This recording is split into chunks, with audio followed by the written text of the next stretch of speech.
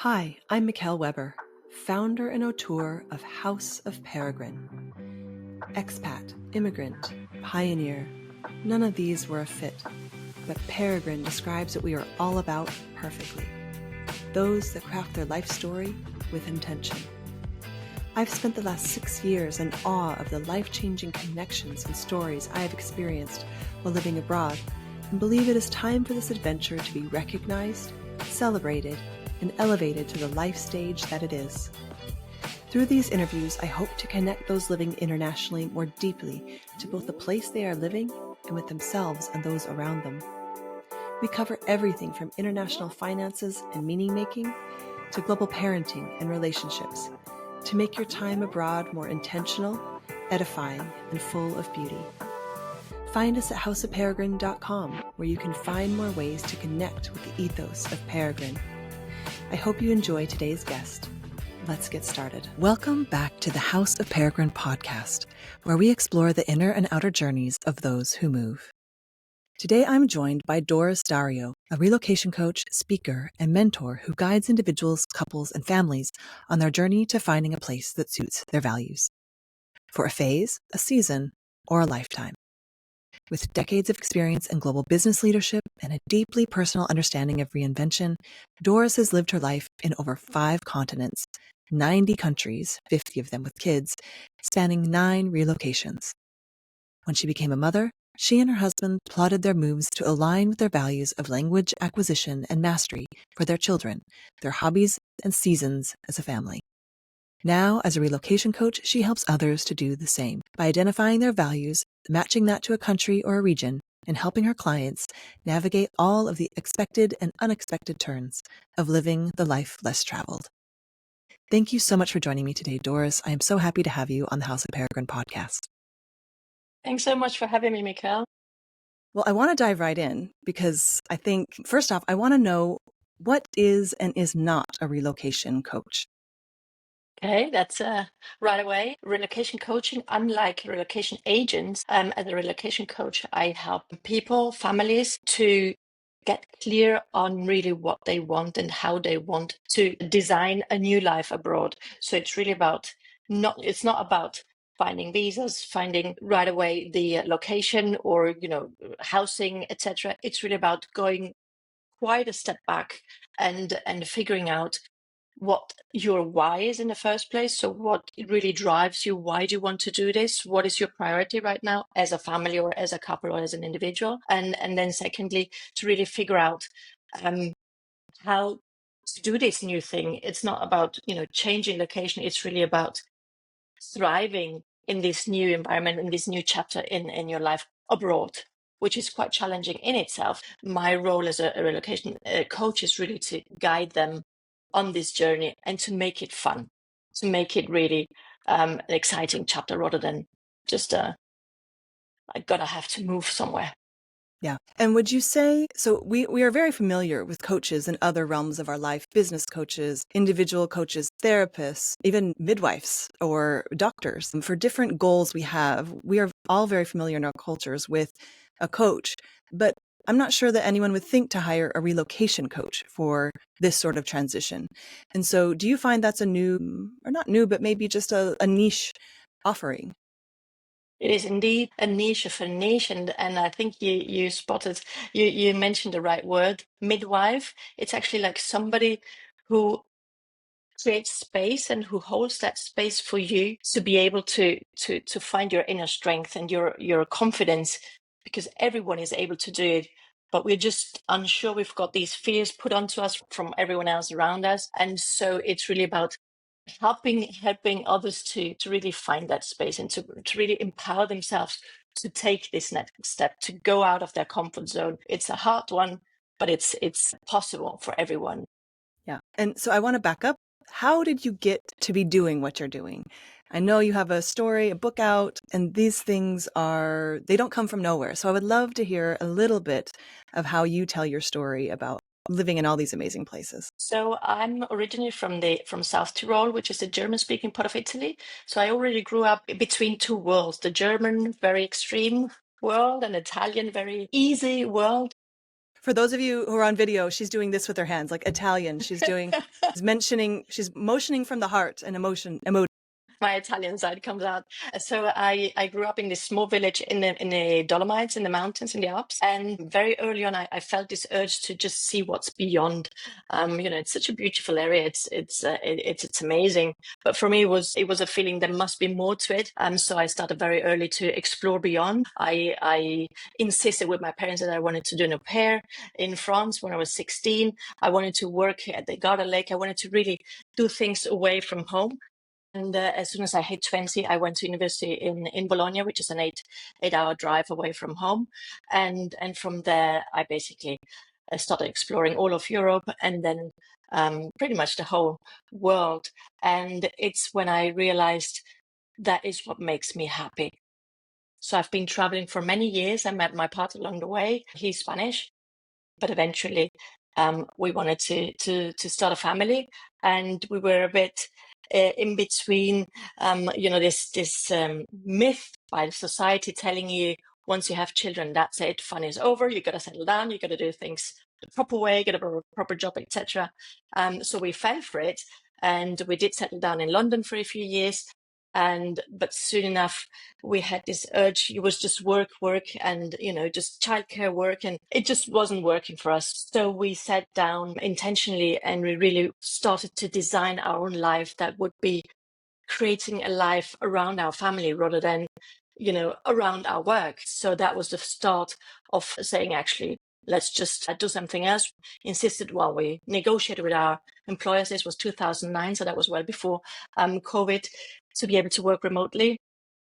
That started, eventually we got the green light, both of us, and that started this new chapter where we actually, with our kids, we had two by that time, first lived in northern Italy for a bit, then down to in Spain, and eventually we moved. Basically, we're now moving every 2-3 years as a family. So you decentered work and centered your family. And that's right. And that I find, and I want to get to the rest of kind of your journey a little bit, but that moment of decentering what people tell you need to center your life around and the way that's a big moment. And sometimes only in hindsight, but realizing in a way, and this has been my experience, that what you've been told, it's not a lie, but it's maybe just not true for you. That's right. That's right. And when I say decentering, well, when you mention decentering, it's not that the work takes less of a priority. It's just physically it has moved around. So by being able to center my life around my family, it makes me happier. And those hours that I do work, I work very extremely efficiently because I have this balance between, my priorities. Yeah. And again, you mentioned COVID. So you're doing this before where there's actually not a lot of maps. And I was kind of the same in my journey. So felt like a little bit of a digital nomad in like the 2013 to 2015. Fell for it, like you said, that I had to stay rooted once I had kids. Ended up just completely kind of abandoning that, assumption and decentering our experience as a family as well. But when you do that, you actually either have to make it up as you go, you have to bring your partner along, and there's no map. And so having someone like you to talk to about that is really valuable. It would have been really valuable for me. And I found my people, and all of us do, in different kinds of individuals that honor this path. But having actually a wise person to sit with you and tell you what to expect, it's something that maybe people don't know they need. And so when they find you in their story, is it usually after this, I don't want to call it a crisis moment, but this moment of realizing they've decentered something and now they need to reorient towards what they want to center towards? Is that maybe where you meet a lot of your clients? Exactly. Usually it's not, a common role, and people don't know the existence of a relocation coach. And most people up front is like, I don't need this because, all I need is a visa and is housing. But once they realize there's so much more, there's so many more questions that, those late night questions at night when you can't sleep and you need answers to. And these were exactly the questions that I felt along the way. And I was hoping to find somebody, I could look up to, and to see, yes, this is all right, you can do this, to give this allowance and the permission to actually do things differently from just the way it is. You're now a parent, and that's it, and you got to do things the way they're supposed to be done. So that was the main reason why I started. I resigned from my job, which I had been in for 15 years, an agency in London, remotely, to actually set this up, because I felt there's so many people out there who fail in this process of relocating because they just focus on the logistics, and whereas the logistics is tricky, but really the hard part is the mindset part. So if that's worked on as a group, as a family, if that's who you're relocating with, then that is the main mean for happiness and success. Let's call it success. I mean, success is very relative anyway. Yeah. And do you see this is, and not everyone who moves abroad does it as a couple, but I'm really very interested at times in the statistics around couples who relocate and the higher than already high divorce rate or separation rate in this population. Do you think part of that is because they don't align on values before? They don't know the adventure they're each on? Is that a way to describe it, or how would you describe this? Absolutely, and I see it every day with clients. Especially with couples, I take a lot on the role of mediator, because there's a lot of things that are not said, that are just assumed. I assumed you want this, and I assumed you always love that. Whereas obviously we change, we evolve, so we do change our preference anyway. And the main problem I see, especially with, if there's a couple where one of the two needs to move abroad for work related, and the other person turns into the trailing spouse. I hate the word trailing spouse, by the way, because it's just so violent. But that's where the problem starts, because the only person who is communicated with is the one who gets the job. So they talk to the agent and they take all the decisions for themselves, for their partner, and for their whole family. And that's where things go, pretty wrong, because the other person gives up their job, gives up their livelihood, their friends, their family, and everything in order to go with them. And it's almost, I always hear it from my clients, it's always like a suffering, and it's like a sacrifice that I do for my partner. And it's not about being a sacrifice. Partnerships are not about sacrificing. It's about celebrating each other and thriving on each other. So it is really very important to sit down and talk these things through, talk about the expectations, and really getting aligned and clear on how do we want to do this in the new place. Yeah. Before doing it. I want to go back to something you just said, which was trailing spouse is a violent term. Please expound on that. And then I want to continue, because that's a very compelling thing you just said. I just feel, the term trail is that you pull someone behind you, and it almost sounds like a force, that it's, you want to do this, and then everybody else, you're basically trailing them behind you. And I just feel it should be one unit that decides this one thing, and you're in this together, and they create this new chapter together. And that's when you thrive, and that's when you create happiness, and that's when it turns into success. And otherwise there's always this resentment, and along the way I've seen so many couples where it happens, there's this resentment, and along the way, I gave up this for you, and I did this for you, and now you want something in return, and it's not what you expected. And that's when things go sideways. And it's really sad, especially when there's children involved, because they are the ones who suffer most in this. And then they have to move back, and it's all a failure, and it's this sense of failure, of not having succeeded, when it has an easy solution. Yeah, it's an easy solution, but it's not actually obvious if you've never done it before. So I always like to say, a lot of our listeners know I gave a TED Talk about women and how they don't set up their lives financially, and how I would like them to have these conversations. But I always say, what I said in there is, whenever you get married, it's for the first time. You don't know the questions to ask. You need the wisdom of others to ask the right questions. And that occurs to me that's a little bit the same here. Like if you've never moved abroad before, you don't know what to ask. And so that first step of just not knowing what you don't know is super important. And so I think doing this in a very mindful way is something that people don't know they need to do. And so I love that. I love what you're doing is this mediation of wisdom, bringing structure to this process of why are we doing this? What is our mission as a couple, as a family, as an individual, even if you're moving without anyone else, and especially if you are, you still need to know what success and failure looks like. You need to know your whys. You need to know your values, because guess what? At least in my experience, they just changed the moment you decided to leave your country. And now everything's kind of floating around until you put it back down and to put it together a different way. And so I love the notion that there would be a mediator for something that's so far unnavigated by that individual. Important in every aspect of life, but this one I think could potentially save a relationship a lot of money, a lot of pain. And I love how you add fun in there. I say the word vitality because I think vitality encompasses things that aren't fun but are vital. And so Yeah. it occurs to me that you're adding a lot of vitality into this process. I like the term vitality because it's funny how, you know, we as humans, when there's something that you got to do, then automatically it needs to be suffering and it needs to be hard and it needs to be stressful. And it doesn't have to. It's all in your mind. So you can turn it around, and even these goodbyes, this closing off one chapter, dismantling your house, deciding what comes with you, what can stay, you know, what you can give away.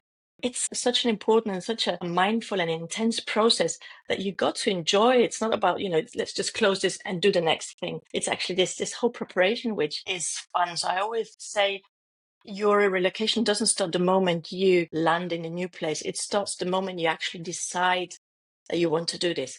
That's when it starts. And that whole process needs to be joyful because, you know, especially with children, they need to see, you know, this is something exciting. This is something fun. This is something to look forward to rather than seeing your parents just stressing around and, you know, just making this all very scary. So that makes a huge difference in the way they actually arrive in a new place and are open to these new experiences. Yeah.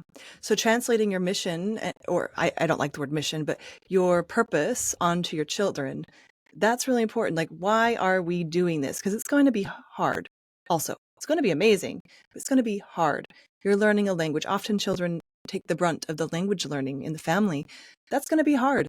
Having a mission-driven relocation makes, and translating that to your kids, if you have them, I think is a really important step.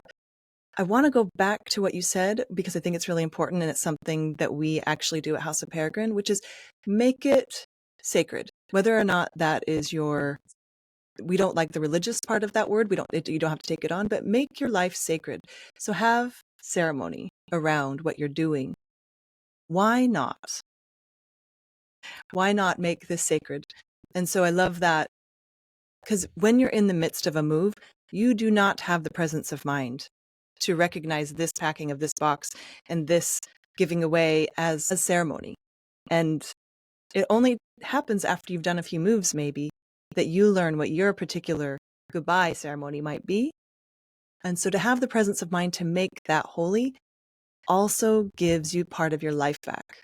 And it gives a sense of dignity that I think is really beautiful. And it's very important what you say because it's the creation. So when you move to a new place, you know, it's about this creation of home. But for me, the creation of home is really about, you know, bringing along some routines. They're important and they are needed, and also these ceremonies, as you mentioned. But it's all sorts of ceremonies. You know, it's things that I bring in from my culture, my husband brings in from his Spanish culture, and we blend it into these are our ceremonies. So this is our sacred space. And it's even when we move abroad, we've learned this with each move. We've developed this sort of ceremony that is ours. So we have these goodbye parties with everyone, where we have these friend books where everybody signs. We put in the pictures in there, and they are vital, especially when we get to a new place. I see my kids looking through these friends books, and it's this process of digesting this recent move. So it's all these little ceremonies that we just create as we go along, and they give us the stability that you need to be able to continue doing this, because that's the most important one. that people mention, but what about the stability? What about your kids being on the road? They need their stability, they need their routines, they need their friends, and that's what you need to create. So it's something that we create very consciously when we move to a new place. So we wrap up the old one, we close this chapter very mindfully, and then we start in a new one with these, thanks to these routines that give us that stability. It occurs to me that the difference between trauma and not trauma is it's not what happens to you, it's what happens after or during. And so you really can make it the difference between trauma and not. And that's for all of life, but maybe people don't realize that it applies here. And so when you're working with an individual, a couple, a family, how do you walk me through that process? It's different for each person, I can assume, but what are you, and it occurs to me that it's very much like birth. I had a midwife when I gave birth to my 3 kids. She basically gave me the scaffolding and the support to have my experience, whatever that experience wanted to be. But she was there to hold the safety, the expected, like what's expected, what's unexpected, right? Like what are the boundaries and when to worry, when not to worry, Exactly. Yeah. And just like a midwife, it's interesting. I really love this comparison with the midwife, because it's to set the framework, but to have this flexibility, all these options in between to choose from. That it's not the one way. If you want to sit on the ball, then you can sit on the ball. You're talking about midwifing. If you want to kneel, you still have the ability to choose within the framework, and so that you still have this feeling that this is you, that you are deciding on how to do this, and this is your birth, your life, basically. So yes, the way we work is that we start to go quite a bit back. So I like to, even though coaching is about the present and the future, it's not about the past, but just for this very exercise, I love to go back and just love to hear the experiences as a family, as a couple, as an individual, how much they've traveled, how much, if they ever moved, and what that experience was like. And it's always interesting, because just the moment we start talking about their experiences, they realize how much they actually know already, how much they've done, so many things along the way already, we just forget. And so that is quite an important exercise to really start with building that self-confidence. Yes, I can do this, even though it's quite early in the process.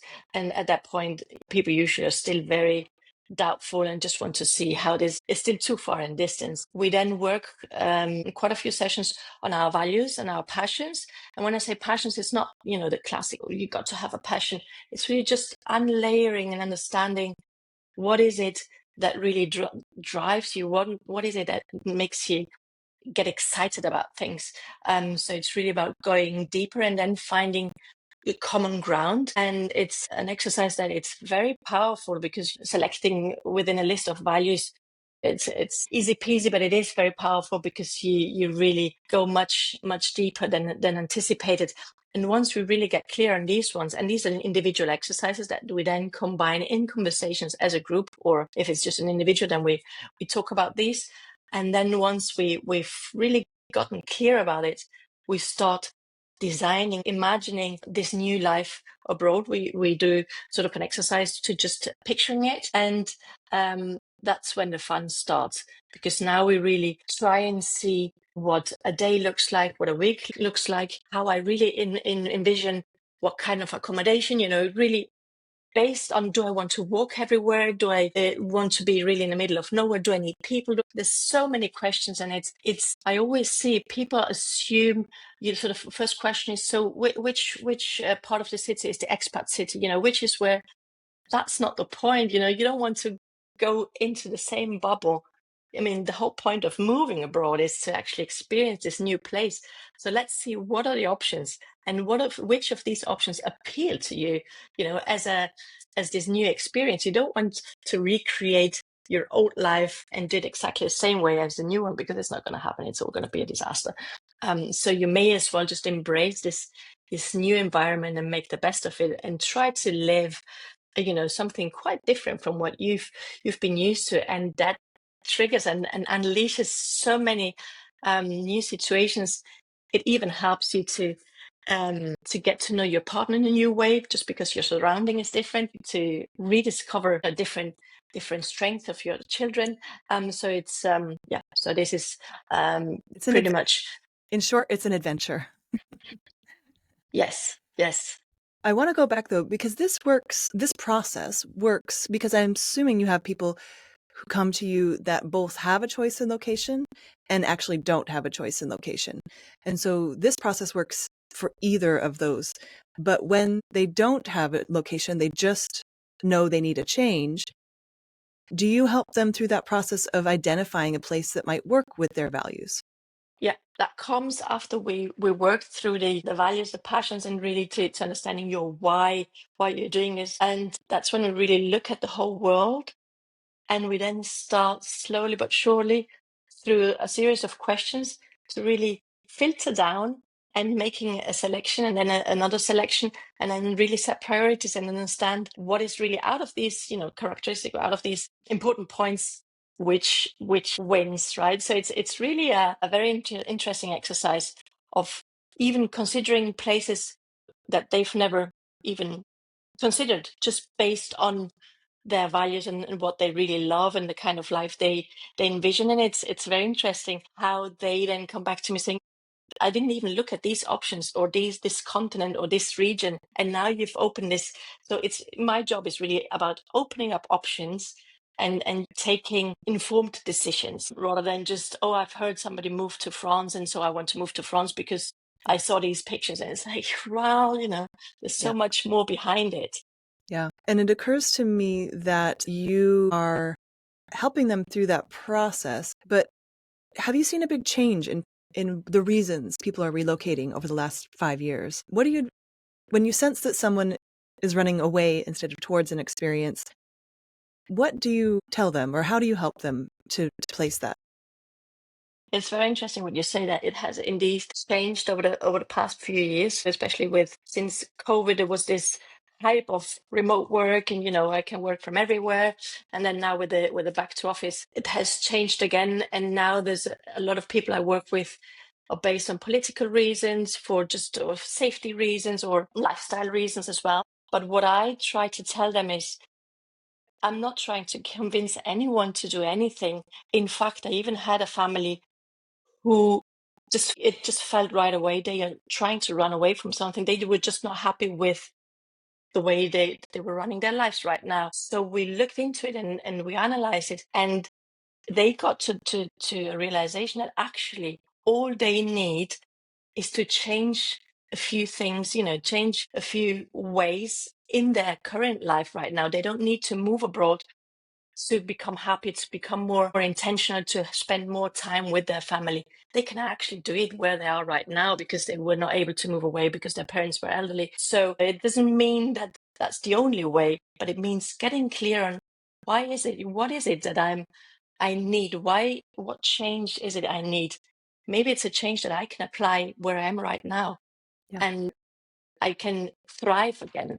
Yeah. So it's not really about just, a different country and that's the solution to all your problems. It's not. Yeah. Because it is a massive commitment in time, in money, in transformation, in emotional. And so it's again, like I hate to keep bringing it back to having kids, but like it's not having a child will not fix a relationship. And No. similar, and I say this with a lot of respect, but if you're having problems in your relationship and you think a change in country will change that without some other kinds of work, the saying, wherever you go, there you are, applies here. And I found that to be true in my own life and in friends' lives. Your relationship patterns follow you. What I would say, the caveat I would put to that is a change in scenery can, and usually does, change power dynamics for better or worse. And it is an opportunity to change things. But doing that without a lot of awareness is a dangerous and expensive game. Yes, it's a risky one. And that's why it's my goal is always to, not beautify. It's not Instagrammable pictures everywhere. It's not. I really insist that you got to look at make it very realistic so that people really know what they're up against, and then they can decide, am I ready for this? Do I feel I can do this? But if I don't know the full picture, then it's really hard. And once you know it and you take the decision, that is very empowering. And it's, Yeah. yeah. It makes a very nutritious experience instead of a superficial one. You still get the beautiful Instagram photos, by the way, with the side of satisfaction of knowing you're living your values and that you're actually doing something that you really want and to invest in. And again, for me, it's a lot like having children. Like when I have 3 children, when someone asks me if they should have children, I say, it depends. Same way I ask if people say, should I move abroad? I'm like, listen, is it something you want? Because it's a big time investment. It's a lot of paperwork. Is it worth it? It totally is. You should totally move abroad and you should totally have children if you're willing to dedicate the time that is required for the happiness that comes out the other side.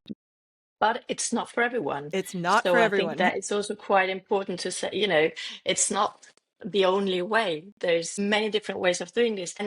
And what I also say, you don't have to sell your house right away and move to Bali next week. Maybe you can just start trying it out. Maybe you go for a workation for a month somewhere, or you take a 3-month sabbatical. Just get a taste of it. And then if you feel like, this actually adds to our relationship, this really makes me happy. I feel there's some transformation happening. This helps me thriving. Then you can expand and, maybe go bigger and bolder. But it's not about one or the other. Well, with kids, it's a bit different, obviously. You can borrow your sisters and, try it out. But obviously. Yeah, kids are a little different that way. But I do think that it's really easy to think that you can run away and everything will be different. And it's just not. It's not it. What I would say is it's an adventure of a lifetime, and there's no other way to transform and know yourself in the way that moving to another culture does. You learn about yourself in a way that is transformative, and you can't get that experience any other way. And so it almost happens to you. Yes, and it's what I like, because this transformation, it's allowing yourself to reinvent yourself and your children. And I've seen it with my kids, that my daughter was very shy and very drawn in. And that seemed like it was her, her stamp on her forehead. I'm shy, that's it. And then we moved from Northern Ireland to Switzerland. And suddenly, I don't know if it was the surrounding or the new class or some other girls who just got this very outgoing personality out of her, and she just completely transformed. Now, if we had stayed back, maybe she would have, but not in this thriving way of just being able to just reinvent herself and being allowed to suddenly be somebody else. And then seeing that actually it works, and she you could tell she really enjoys this new her. And so the same is with us adults, that we think we are one way, and then we're actually allowed to try out different things. And I'm not saying that we're faking it, but we're trying out different personalities, of different ways of being, of behaving, of living your life. And back home, you wouldn't be allowed to do it, because everybody would you'd say what are you doing? We all know you. And so it's I think that is a big experience that is not spoken about. It's not spoken about, but it definitely, if you do move with a partner and a long-term partner, if you don't know that's what's happening and that's possible, it can be very scary if your partner's changing and trying on new things, and everything from small things to big things, right? Exactly. And it's when the first few times, I remember my partner telling me, "Oh, you've changed because you've never been like this." And I try to reframe it. Is that a positive thing or a negative thing? Because I feel that is positive. We are evolving, we're changing. If we always was the same, if we were stuck in that same place, that's quite sad. Yeah. And that is the gift and the crucible of living in different places, because we all have, maybe it's less known or less accepted, that there are many selves inside. And people who speak multiple languages, I'm not one of them, but I have been told that when you speak a different language, different parts of you come out. So you have, at least my kids tell me, when they speak Dutch, they feel like they have a certain part of them. When they speak English, they have a certain part of them. And so I want to talk about that a little bit, because that was a big value for you personally with your moves once you had children, was language mastery. And tell me about that. Tell me about that process and how it's turned out, because your children are now older. Yeah, so we were in Spain. We had moved from London to Spain, and so they all started school. And I remember that they started English as a second language, and so it was common that all the other parents would send their kids to, after school activities, English after school activities twice a week. So I was thinking, if that's what I have to do with 3 kids twice a week, taking them to these English classes, apart from the cost and the time, it's quite an investment. And then I would listen to older kids speaking English quite poorly. I thought this is not what I want to do. So we really wanted to. So we said, let's go to an English speaking country, immerse them, and then they've got perfect, beautiful English. And that's it. And then we come back. That was the initial plan. It was just to go there for a couple of years and then come back to Spain. And that's when we decided for Northern Ireland, because we wanted something quite, some we didn't want to go back to London and warming up a cold soup in a sense. So we wanted to experience something new. So it was this hidden gem, and the education system is one of the best in Northern Ireland. So we decided for that. Plus, my husband is an avid surfer, so that was an addition one, and it was amazing. Within 3 months, they spoke absolutely beautiful Northern Irish English with a Northern Irish accent, and that's what they kept. They've changed, their accent is now quite softened, but that's something they've taken with them. So from there, I felt like, if this is so easy, let's take the next step. So we went to Switzerland. So I spoke to them in German, but they were not able to read and write in German. So that's when we decided for Switzerland. So they would go to German school, the whole German education, also so they were between 4 and 8 years old. And in that age time, the education in Switzerland is focused on the outdoors, on the social skills and the arts. So that was something that I was really, I could relate to. I didn't want them to just, sit 8 hours, which is what they do in more Mediterranean countries where it's, lots of theory. I wanted them to, experience an education system that is quite alternative, let's say. Yeah. So that's what we did in those years. And then from there, they hold an Italian passport, but then didn't speak Italian. So our thinking was, let's go to an Italian part of Switzerland. And so again, it was an immersion, 0 language knowledge by them. And within 3 months, they started, even started moving their hands, and it was the whole bit. And so after that experience, 2 years in Lugano, we then decided to come back to Spain now. So to strengthen their roots, because that is always a bit of a risk. Home is everywhere, but nowhere. So we really wanted to strengthen their roots before they then go off. And now it's quite interesting because my eldest, he turns 18 this summer, because you were asking before how that it has turned out. And so now he's ready to go to university. And so he's been looking at all these universities, and now he decided to go to the Netherlands, out of all the places, because it's an English, it's all taught in English. And he just feels he wants to be surrounded by international people, make good use of all the languages he speaks. Now he speaks 5 languages, and so Dutch eventually will be his 6th one. Yeah. So that's quite interesting. It comes full circle. Yep. And so what I hear you saying is language was your guide through your children's childhood and your life with your children in their childhood. That guided you, and then you had a goal of having them have a strong base in Spain.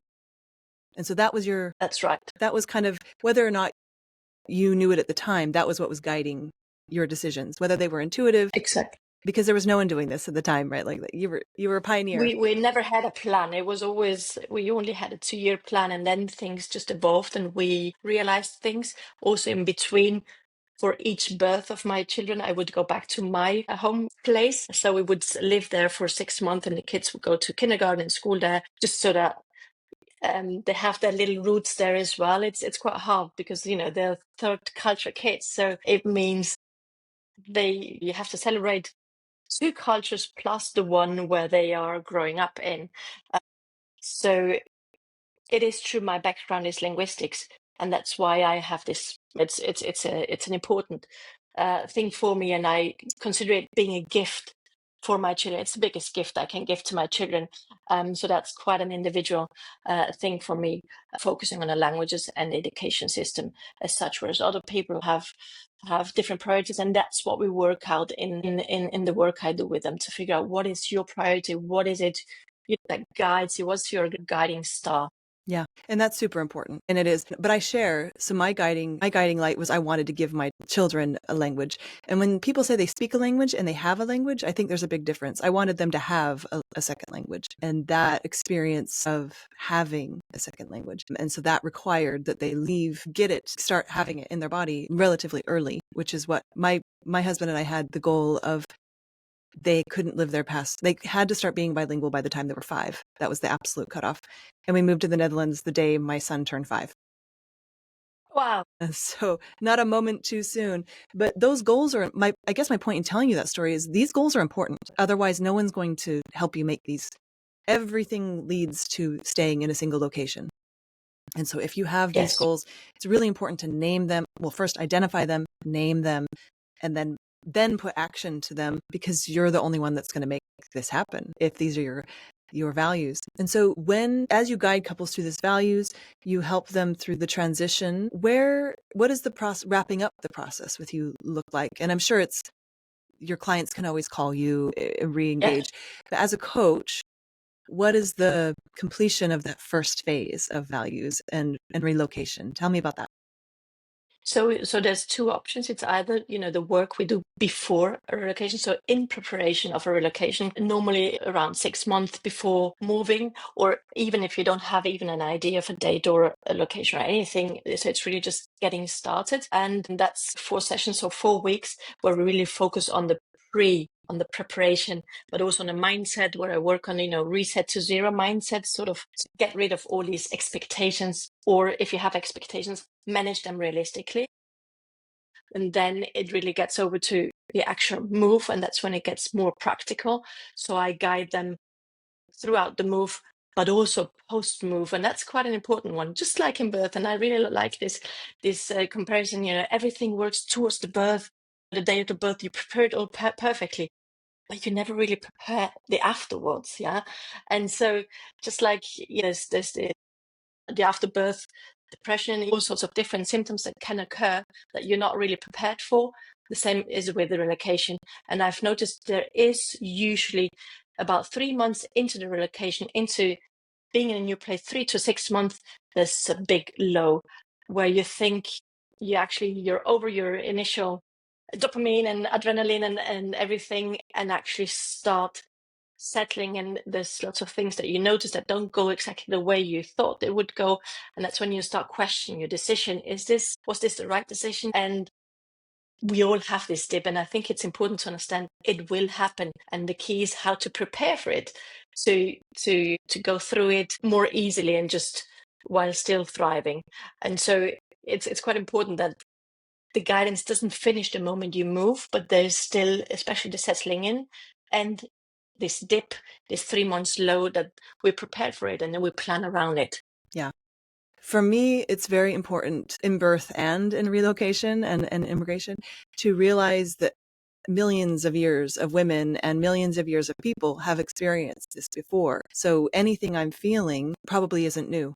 And so that for me helps me get through these, or it did help me get through the, things that may have seemed unovercomable.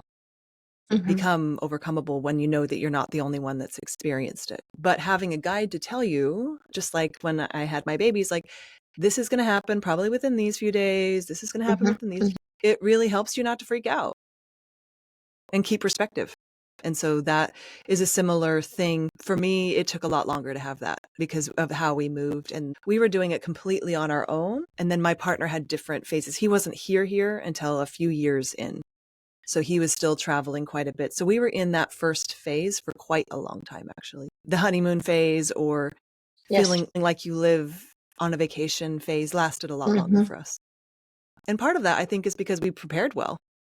Like, we got to live the sweet moments of that a lot longer because we knew our values and we knew why we were doing these hard things. So I think that really made a difference. Without knowing it, we were coming up with our values as a family and living them. Yeah. Fantastic. But I do wish you're thriving. Yeah, I mean, different years are different, but I wish we would have had someone like you to give us that perspective. And so I'm really happy that you're doing the work you're doing, because I do think there's a new kind of person who's attempting this, and it does well it's not just those of us who were digital nomads in the early 2000s and now we're growing up and we're questioning things. It's people who really do need a different kind of life just to live their own personal journey. And I feel like there's a different kind of person attempting this, and that calls for a different kind of guidance. And that makes it generative for the people, but also the place they're going. Because if traumatized people show up in a place, it also affects the place.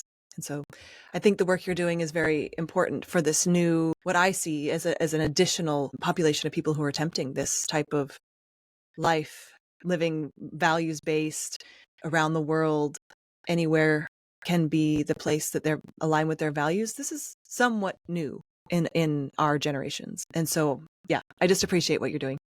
Thanks. So how, I'm mindful of your time, so I want to wrap up. How can people get a hold of you? What is the ideal time for someone if they're thinking of maybe even having a stirring of, I may want to live abroad? How does that work? I think it's usually it's people who just have this thought, what if, what if, and it's still very, very early days and they only just started talking about it. So I always say the moment you have these thoughts, write it down, put it into words, speak to somebody, speak to your partner, to your friends about it. And that's the initiation of this new process and of this new chapter. And then it's really about getting help to getting clearer, because there's so much information, and I think it's even harder now. You would think now you've got all these, you've got all the information is online, you've got ChatGPT who can help you with anything, but it's too much information. Rather than looking for the information out there, look for the information in here, because it's all in you. It just needs to be sorted and ordered and put into words and into thoughts, proper thoughts, rather than having all this chaos in your mind that you would like to, but there's all these buts and all these things that keep you back. So that's where it really helps. So it's really about asking the right questions so that you get to think about the things that help you take a decision, or just developing this idea, whichever shape or form that takes on, because you can even invent something completely new. There's millions of ways of just doing this, of creating a new life anywhere. So that's really the basic. So my message is really to listen to yourself, and if you have this nagging voice, that positively nagging voice that just makes you feel like there's more to it, give it space, create space for that, because it's not going to go away. You may end up just suppressing it. At some point it will come out. And I'm speaking with a lot of people also who now have their kids who just leave the nest, and it's people who always wanted to do this kind of experience, and now they feel like now's the time, but everyone else around you tells you, what are you going to do, at your age? Where are you going to go at your age? And that's when you want somebody who actually believes in you more than you believe in yourself, to be able to actually start this process and just doing it. So true. So listen to yourself as usual, but there's people who have done this and people who want to help you do this, and you're one of them. And do it successfully in a way that you can think about, you've had a life on your own terms successfully. That's beautiful. All right. Well, people can reach you. What's the best way? Through your website? Yes, so it's my website, dorisdario.com. I'm also on LinkedIn, again, Doris Dario, and I've got a newsletter.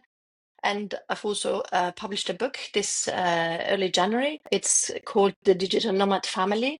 And it's a guidance for people who have this thought to see what if. And it's really just a guide to get with lots of questions, lots of exercises to really get into the mood and get into just, looking into it and seeing what are the options? How could this look like for me? So it is part story of mine, part incentive and invitation to just give it a thought, and, perhaps this could be something for you. Yeah, that's great. That's awesome, because buying a book is a good first step to seeing if this journey could be right for you. And then if people want to reach out, they can make a consult with you.